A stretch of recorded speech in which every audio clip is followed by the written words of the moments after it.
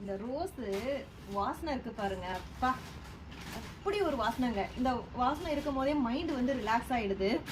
ஒரு ஃப்ரெஷ்ஷான ஃபீல் வந்து நம்மளுக்கு வருது. இந்த சாமி கும்பிடும் போது வத்திலாம் ஏத்தனோடனே நம்மளுக்கு ஒரு மனசுக்கு ஒரு அமைதி வரும் தெரியுமா? அந்த மாதிரி இந்த வாசனை வந்து நல்ல வாசனை இருந்தாவே மைண்டுமே வந்து நல்லா ஃப்ரீ ஆயிடுது. பன்னீர் ரோஸ், இதுதான் வந்து பன்னீர் ரோஸ், லைட் பிங்க்ல இருக்கும். இந்த பன்னீர் ரோஸ் பார்த்தீங்கன்னா இன்டேக் எடுத்துக்கிறது ரொம்ப நல்லது, அதே மாதிரி ஸ்கின்னுக்கு ரொம்ப ரொம்ப நல்லது. ஸோ இந்த பன்னீர் ரோஸை வச்சு நாம் வந்து ஃப்ளவர் ஜெல் வந்து ரெடி பண்ணுறோம். இந்த ஃப்ளவர் ஜெல் வேணும் அப்படின்னா ஸ்க்ரீனில் தெரியிற வாட்ஸ்அப் நம்பருக்கு மெசேஜ் பண்ணி ஆர்டர் பண்ணிக்கோங்க.